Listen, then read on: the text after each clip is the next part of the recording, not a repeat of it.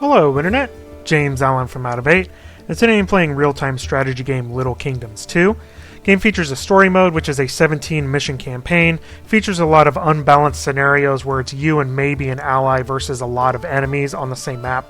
I prefer the battle mode, which is randomly generated skirmishes where you can kind of customize the games here. It does have local multiplayer.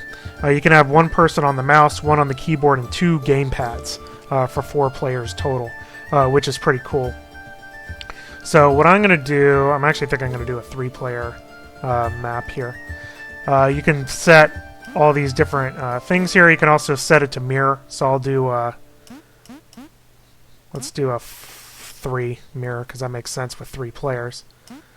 I can do few mountains, and we'll do many resources, and then you can just keep generating until you find something that you like. That looks fairly decent there, I would say. And then you have the AIs. You can set up teams and stuff like that. So pretty good number of features. So you can have up to 27 players on the same map if you make it big enough. And have teams as well, which is pretty cool. And you can toggle the size here for more players and stuff like that. The objective is to capture all of the territory on the map that your opponents own. And the way that you do that is by placing towers, which expand your borders. And I'll show that as we play. So, since it's only driven by the mouse, you have pretty simple controls. So you just press the left mouse button on a hex to select what you want, and then you press again to select the building that you want. So when you start out, you want towers, which everything increases in cost as you play the game. So what you want to do is try to get rid of redundant towers in the game. So I'm going to wait to 400 here. The AI is also pretty good at the game.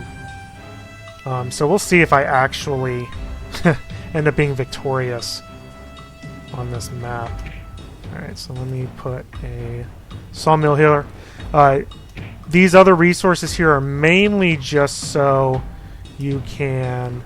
I'm going to destroy that one. The wood is used because you can upgrade a regular clay tower to a wood tower once you get enough wood, obviously. I'm actually probably going to need to expand back too. So we'll do this one here. Every hex you get is worth 1 food every second, so it pays to kind of expand backwards. I can get rid of this tower. And then you'll have to go back and kind of micromanage a little bit in getting rid of towers so that the cost doesn't skyrocket too high. We can probably do one over here, I would say. That's 600. Okay, so now we're going to start trying to cap stuff. This is actually a pretty interesting map. I can do a market. Another thing you can do is trade goods with the opposing factions. And I actually play that. Once you capture an area, it automatically gives you all of the things that then fall in your territory, which is pretty interesting. I think I'm going to go after blue. Probably shouldn't have done a 3-player map, that's alright. Because I think red's going to try to destroy me here. It's going to be tough to try to ward everybody off. Another thing that's present in the game is diplomacy. And basically what you do, you start out in this... Some of the scenarios are different. But in this one, I start out... I'm almost at 300. There we go. So I took all that territory. Get rid of some of these. And I took all those. So I should be able to get blue out of here fairly quickly. You can see how you can kind of steamroll eventually. Where's my quarry? Quarry's 250. I actually would rather just save that. So I'm going to try to take blue out first. I have tons of food because I'm keep talking and not paying attention. See if I can do a wood on here. Was it 350? Not yet.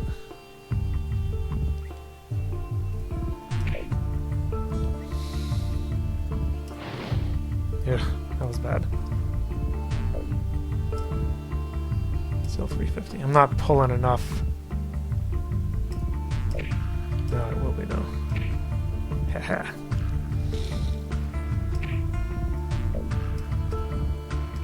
There we go, that took a chunk. You can see pretty fast pace in the game. And I'm about to wipe blue out, I think. 400, don't really have that. And basically, it gives you the territory if you have enough influence for it. Come on. I'm completely ignoring red's part of this map. That's alright. There we go. Alright. I'm gonna start cleaning this up.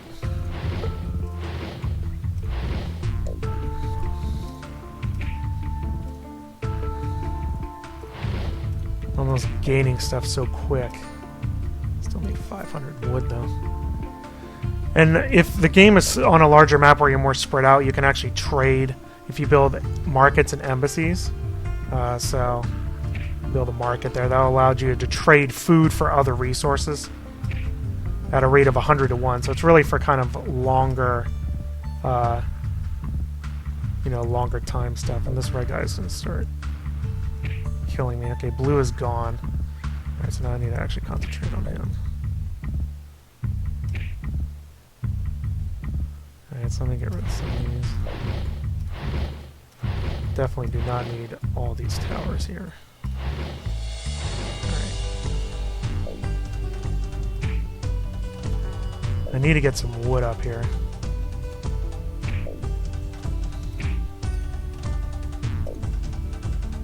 I need to get a wood tower. 550. And build some more markets.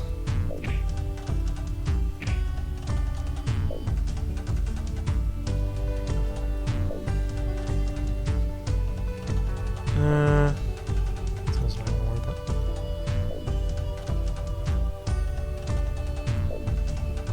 Yeah, 550. No, that kind of actually did it. That was actually not too bad. Alright, let's get rid of these.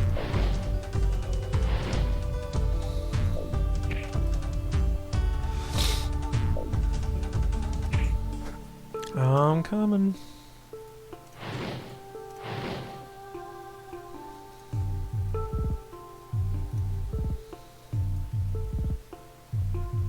There's only 84. Need more markets.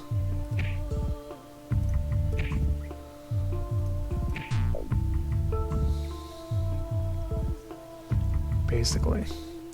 So can't really do anything with this. I just need to get rid of some of these wood towers. The ones that are in the middle anyway. Come on, 550.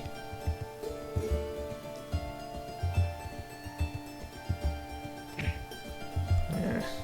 Need another one over here. 600. Ugh. Kind of stalemating against him here because I got like 3 fronts of stuff. Now what you can do with this diplomacy, you can actually ally with them. The wood is so precious on this map though. Now you can double up on wood huts. It does anything that's adjacent to it, which I might actually do on sawmills. Get a lot bigger range here. Okay, stop messing around.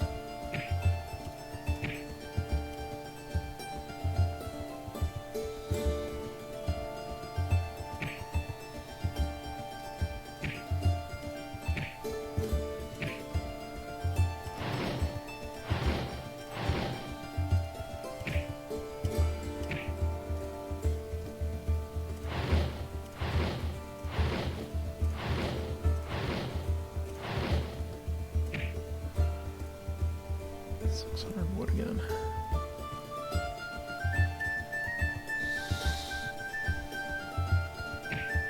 Ugh, that's not enough.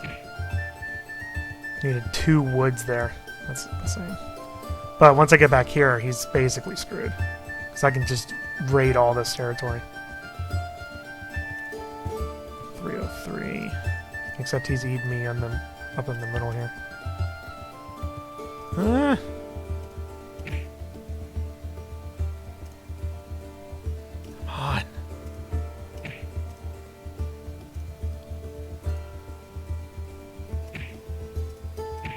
talking.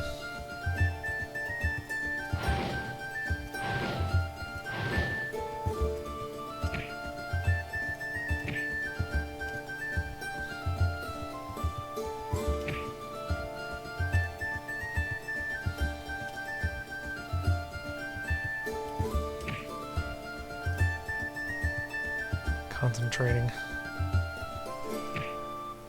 Ugh, these things.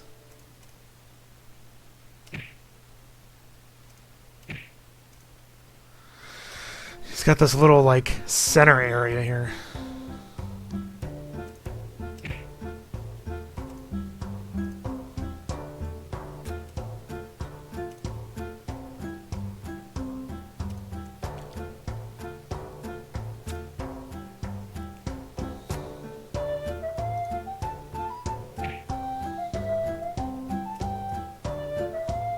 I need that to be that. Oh, it's still not enough.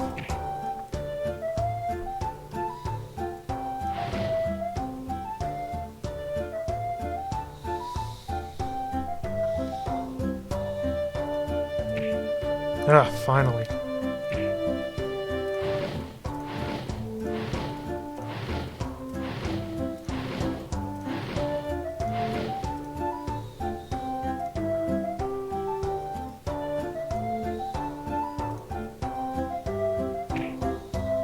Alright, we should get it now, because now I got a really big territory advantage. So I should be able to outproduce them.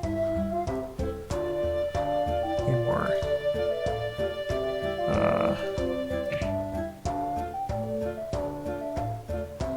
Wood, though.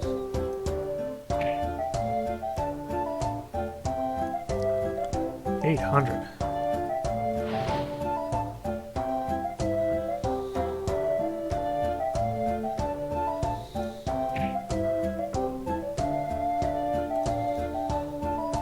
There we go. Now we're talking. Now we're cooking with gas.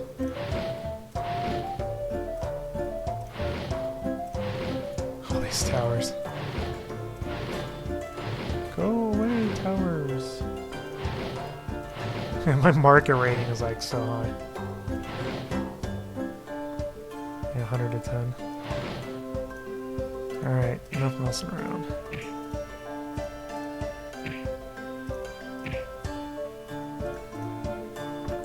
$950.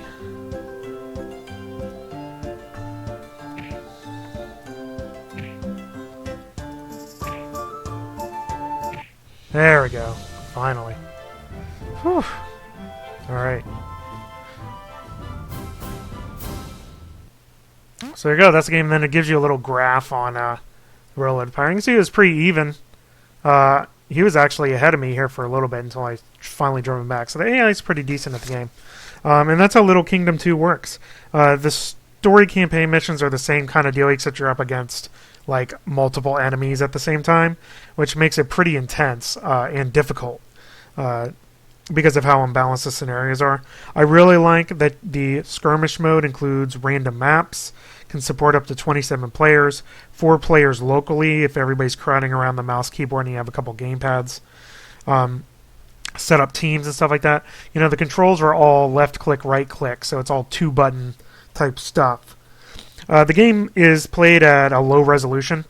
This is basically the highest I can get it, and it's only like 900. So, and you can't zoom the map either. So when you're playing on a really large map, sometimes it's hard to tell what's actually going on in the map. The basic mechanics of the game I like, where you're just placing towers, which cost food. You get 1 food per hex that's in your territory every second. And then that brings in more food, which lets you build more towers. You have to remove the intermediate towers as you place new towers so they don't cost too much money because they raise in price as you go along. So it gives you some micromanagement to do in the middle of the game where you're, as you saw, you're really never just laying around waiting for something to happen. You're always clicking, and doing something while you're playing. You collect the wood using the sawmills. That'll let you build wood towers that have a large radius and really allow you to take over a large portion of the map. You can also mine stone and iron, which you can then trade in the diplomatic part of the game. If you have a 50% or better rating with another side, they're allied, which means you can't take each other's hexes. And if it's at 100%, you actually take direct control of them, which fulfills a lot of the story campaign missions.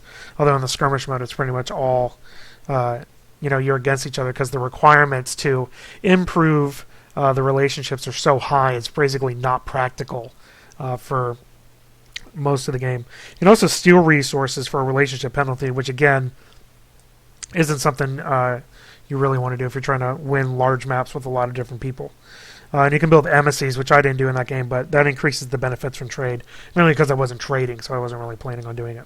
Game has a pretty fast pace. Every stuff is collected every second, so games progress quickly.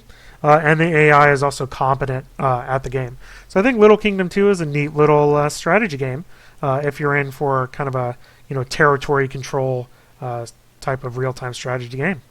That's all I have for today. Till next time, bye now.